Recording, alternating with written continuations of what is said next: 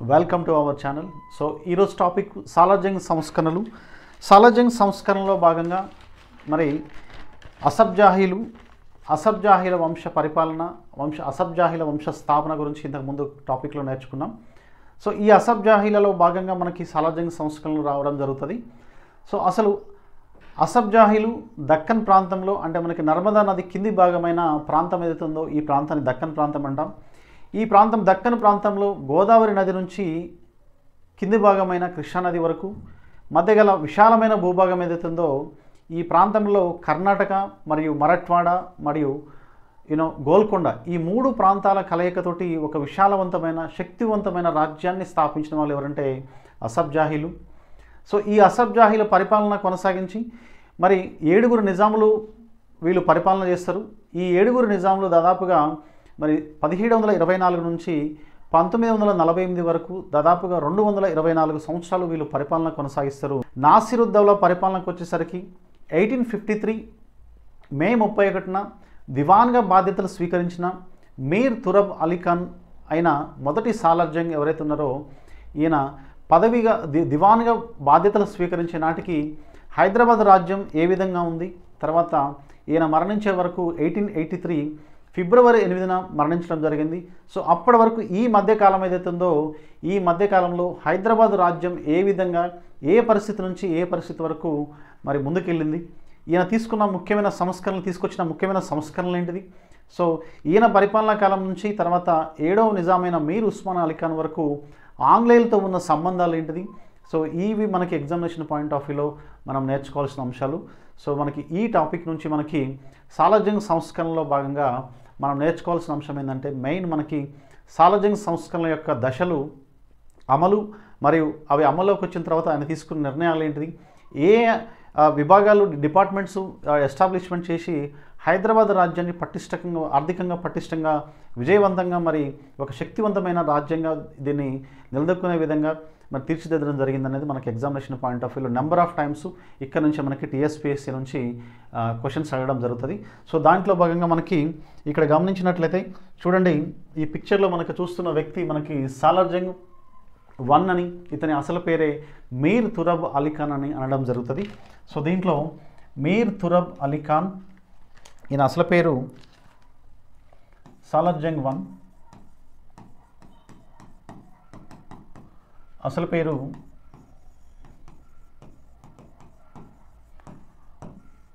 మీర్ తురబ్ అలీ ఖాన్ అని పిలవడం జరుగుతుంది మనకి ఎగ్జామినేషన్ పాయింట్ ఆఫ్ వ్యూలో. తర్వాత మీర్ తురబ్ అలీ ఖాన్ మనకి 1829 బీజాపూర్లో జన్మించడం జరిగింది, బీజాపూర్లో. ఓకే.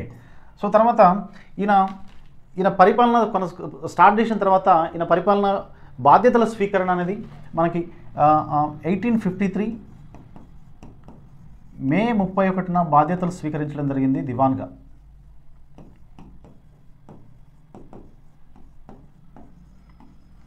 బాధ్యతల స్వీకరణ.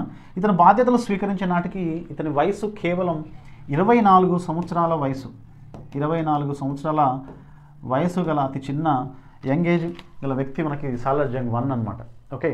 సో 24 సంవత్సరాల వయసులో ఈయన పరిపాలన దివాన్గా బాధ్యతలు స్వీకరించే నాటికి, అంటే అతను అంతకుముందే మరి ఇతని పరిపాలనలో లండన్లో డైటన్ అనే ఒక ఆంగ్లేయ అధికారి వద్ద శిక్షణ తీసుకోవడం జరిగింది. తర్వాత ఈయన డైటన్ అనే ఒక ఆంగ్లేయ అధికారి వద్ద పరిపాలనా విభాగాలలో శిక్షణ తీసుకోవడం జరిగింది అనేది మనకి లాస్ట్ టైం ఎగ్జామ్స్లో కూడా అడిగిండు. సో తర్వాత నెక్స్ట్ మరి ఈయన పరిపాలన స్వీకరించిన తర్వాత 1853 మే 31 నుంచి ఈయన 1883 ఫిబ్రవరి 8న మరణించడం జరిగింది. సో ఈ పరిపాలనా కాలంలో ఈయన 3 నిజాముల దగ్గర పనిచేయడం జరిగింది. ఆ 3 నిజాములు ఎవరంటే మనకి 3 నిజాముల దగ్గర వర్క్ చేసిండు. వాళ్ళు ఎవరంటే మనకి 3 నిజాములలో ఒకరు నాసిరుద్దౌలా, 2 అఫ్జల్ ఉద్దౌలా, 3వ వ్యక్తి మీర్ మహబూబ్ అలీ ఖాన్ అనమాట. ఓకే. ఇక్కడ పిక్చర్లో మీకు చూపిస్తాను. ఈ 3 నిజామ్స్ని కానీ 3 గుర్తుపెట్టుకోవాల్సిన అవసరం ఉంది.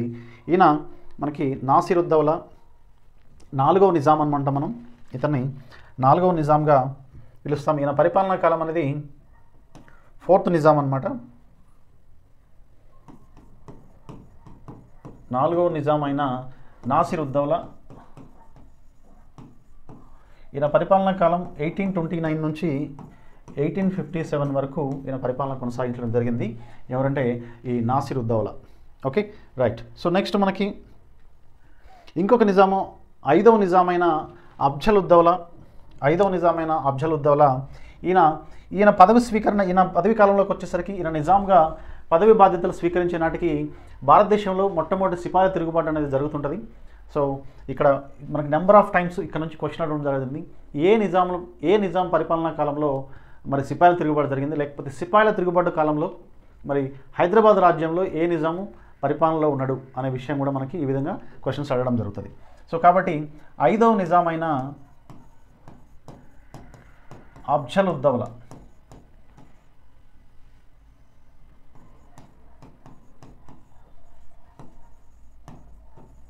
అఫ్జల్ ఉద్దౌలా ఈయన 1857 నుంచి 1869 వరకు ఈయన పరిపాలన చేయడం జరిగింది అనేది విషయం మనం గుర్తుపెట్టుకోవాలి.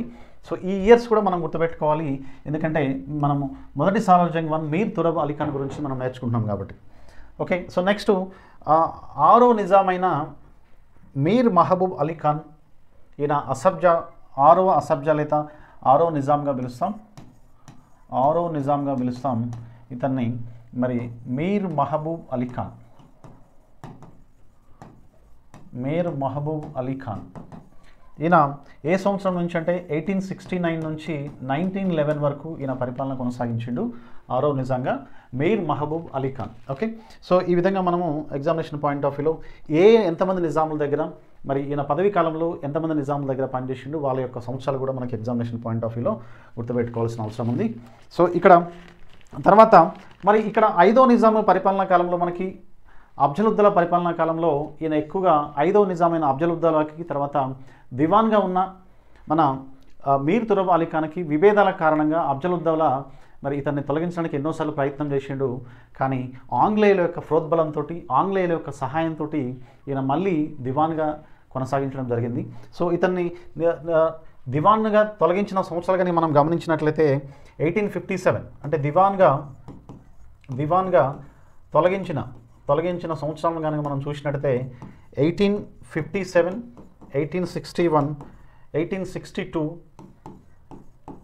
మరియు 1867 ఈ సంవత్సరాలలో ఈయనని దివాన్గా 5వ నిజాంతో విభేదాల కారణంగా ఇతన్ని తొలగించడం జరిగింది.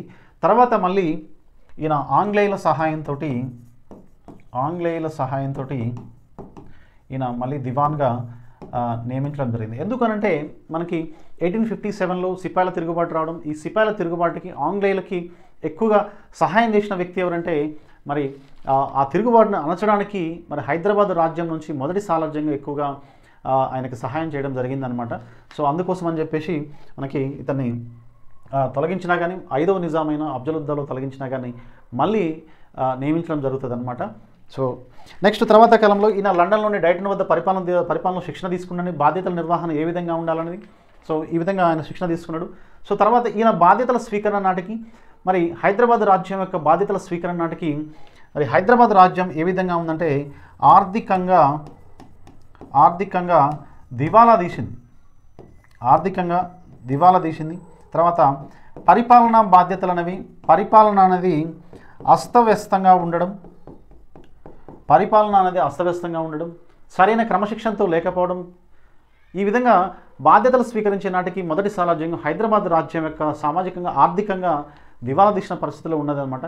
తర్వాత ఈయన నెక్స్ట్ అతని యొక్క గత చరిత్రగా తీసుకున్నట్టయితే మరి మీర్ తురబ్ అలీ ఖాన్ లేదా సాలార్ జంగ్ మన యొక్క పూర్వీకులు వీళ్ళు ఢిల్లీ సుల్తాన్ల వద్ద మరి అక్బర్ యొక్క ఆస్థానంలో, తర్వాత మరియు బహ్మనీ సుల్తాన్లైన ఆదిల్ షా వద్ద, తర్వాత మనకి నిజాంల వద్ద వీళ్ళ పూర్వీకులు పనిచేసిరని చెప్పేసి సో ఆ విధంగా మరి వంశ పారంపర్యంగా ఆయన పరిపాలనా బాధ్యతలు అనేవి వచ్చినాయని చెప్పేసి, అంతేకాకుండా ఇంతకుముందు మనము ఆంగ్లేయ అధికారి అయిన డైటన్ వద్ద పరిపాలనా బాధ్యతలు స్వీకరించిండని చెప్పేసి పరిపాలనా బాధ్యతలు నేర్చుకున్నాడని చెప్పేసి మనం నేర్చుకున్నాం. సో ఈ విధంగా మరి అందరిలో అంటే హైదరాబాదు దివాన్గా బాధ్యతలు స్వీకరించిన అందరి ప్రధానంలోకెల్లా ఈయన గొప్పవాడని చెప్పేసి, సమర్థుడని చెప్పేసి, మేధావి అని చెప్పేసి మనము నేర్చుకోవడం జరుగుతుంది అనమాట. సాలార్ జంగ్ని మరి బాహుమని సుల్తాన్ అయిన ఈ సాలార్జంగ్ వన్ లేదా మీర్ తురబ్ అలీ ఖాన్ని బహుమని సుల్తాన్ అయిన మహ్మద్ గవాన్తో పోల్చడం జరుగుతుంది. బహుమని సుల్తాన్ అయిన మహ్మద్ గవాన్ తోటి పోల్చడం జరుగుతుంది. ఎవరినంటే మన సాలార్జంగ్ వన్ని. Okay right. సో ఈ విధంగా మహ్మద్ గవాన్ తోటి పోల్చడం జరుగుతుంది మన సాలార్జంగ్ వన్ మీర్ తురబ్ అలీ ఖాన్. సో నెక్స్ట్ మరి ఇంకా సాలార్జంగ్ వన్ గురించి తీసుకునేటప్పుడు ఈయన సంస్కరణలు తీసుకురావడానికి ముఖ్యమైన సంస్కరణలు తీసుకురావడానికి ఈయన తీసుకున్న నిర్ణయాలు ఏంటి అనేది మనకి చూడాల్సి ఉంటుంది. సో ఇతను సంస్కరణలు ప్రవేశపెట్టడానికి ఈయన అడ్మినిస్ట్రేషన్గా కొన్ని నియామకాలు చేసి వాళ్ళ యొక్క సహాయంతో మరి ఈయన హైదరాబాద్ రాజ్యంలో కొన్ని గొప్ప సంస్కరణలు ప్రవేశపెట్టడం జరిగింది. సో ఆ విధంగా దివాలా తీసిన రాజ్యాన్ని మరి వితిన్ పీరియడ్ ఆఫ్ టైంలో ఇతను ఆర్థికంగా నిలదొక్కుని హైదరాబాద్ రాజ్యాన్ని మిగులు రాజ్యంగా ఇతను మరి దాన్ని చేయడం జరుగుతుంది అనమాట. సో ముఖ్యంగా ఇతను తీసుకున్న నిర్ణయాల్లో ఇతను కొందరు సహాయకులను కూడా ఇతను నియామకంలో తీసుకోవడం జరుగుతుంది అనమాట. సో వాళ్ళలో మనకి సాలార్జంగ్ మీర్ తురబ్ అలీ ఖాన్ ఇతను వ్యక్తిగత కార్యదర్శిగా మనకి సాలార్జంగ్ వన్ వ్యక్తిగత కార్యదర్శిగా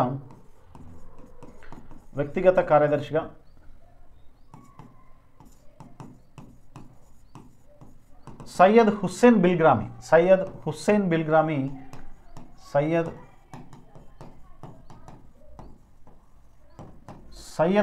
అని బిల్గ్రామీ అనే ఒక కార్యదర్శిని నియమించుకోవడం జరుగుతుంది. సో ఇతను విద్యాభివృద్ధికి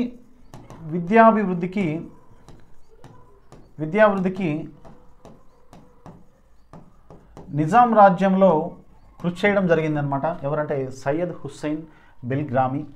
ఓకే. సో తర్వాత 1857లో మరి 1857 మొట్టమొదటి సిపాయిల తిరుగుబాటు కాలంలో ఈయన సాలార్జంగ్ ఆంగ్లేయులకి తోడ్పాటును అందించడం వల్ల, ఆంగ్లేయులకి సహాయం చేయడం వల్ల మరి ఆ తిరుగుబాటును అణిచివేయడంలో ముఖ్య పాత్ర వహించింది ఎవరంటే ఆంగ్లేయులకి ఈయన మన హైదరాబాద్ రాజ్యం నుంచి అనుకోవాలి. సో అందుకోసం అని చెప్పేసి మరి ఈ ఆంగ్లేయులు మొదటిసారి మీర్ తురబ్ అలీ ఖాన్కి సలార్ అని బిరుదు ఇవ్వడం జరుగుతుంది అనమాట. ఓకే. సో ఆంగ్లేయులు ఇచ్చిన బిరుదు ఏంటంటే 1857 సిపాయిల తిరుగుబాటు అణిచివేయడంలో సహాయం చేసినందుకు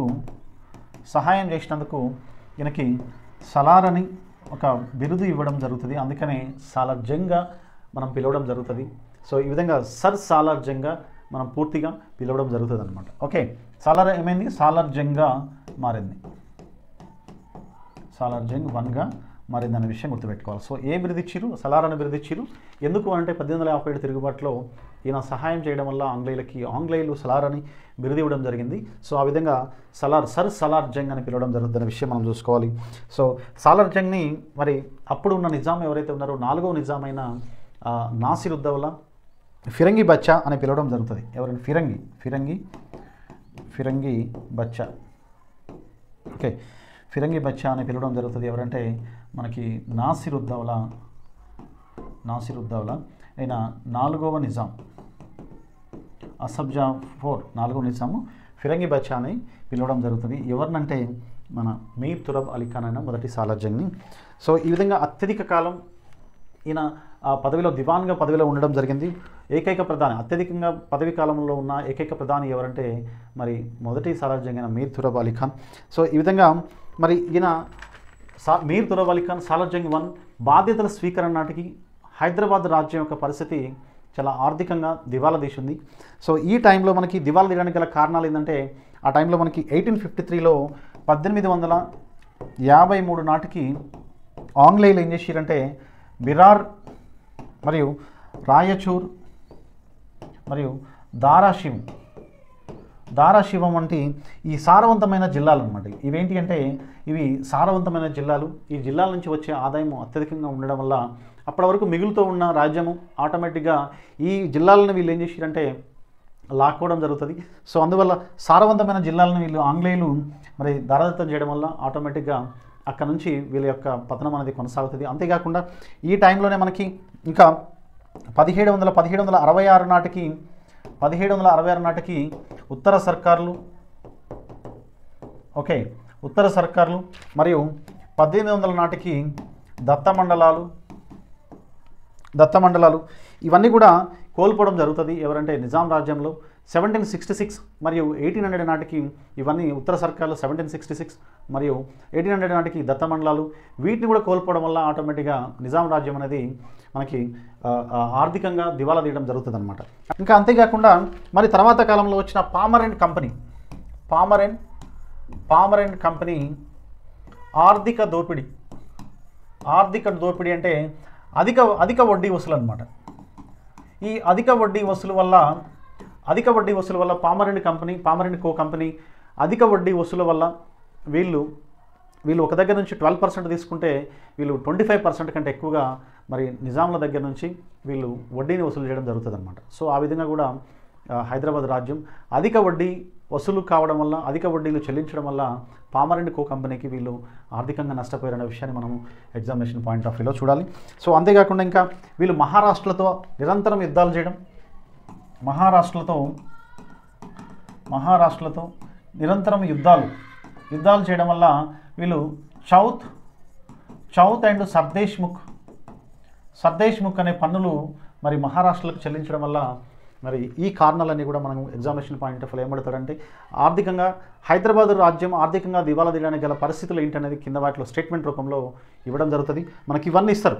ఓకే, ఈ కారణాలు ఒక 4-5 కారణాలు ఇచ్చేసి ఇందులో సరైనవి ఏంది, తప్పేంటిది, ఒప్పేంటిది, కరెక్ట్ ఏంటిది మనకి ఎగ్జామినేషన్ పాయింట్ ఆఫ్ వ్యూ అడుగుతారు. కాబట్టి మనం ఈ అంశాలన్నీ మనం చూసుకోవాల్సిన అవసరం ఉంటుంది. సో ఈ విధంగా హైదరాబాద్ రాజ్యాన్ని మరి ఆయన బాధ్యతలు స్వీకరించిన నాటికి 1853 మే 31న దివాన్గా బాధ్యతలు స్వీకరించిన మరి మొదటి సాలార్ జంగ్ 1 ఆయనే అసలు పేరు మీర్ తురబ్ అలీ ఖాన్.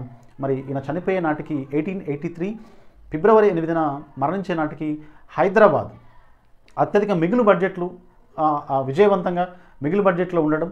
సో ఈ విధంగా మరి ఆర్థిక లోటుపాట్ల నుంచి మిగులు బడ్జెట్గా ఉండి ఆంగ్లేయులకి అత్యధికంగా మరి వాళ్ళ యొక్క సహకారం తీసుకుంటూ హైదరాబాద్ రాజ్యాన్ని ఒక శక్తివంతమైన రాజ్యంగా, విశాలవంతమైన రాజ్యంగా నిలిపింది ఎవరంటే మొదటి సాలార్ జంగ్ అనే విషయం చూసుకోవాల్సిన అవసరం ఉంది. సో నెక్స్ట్ టాపిక్ మనం సాలార్ జంగ్ సంస్కరణల యొక్క దశలు ఏంటిదనేది మనము నేర్చుకుందాం. Thank you.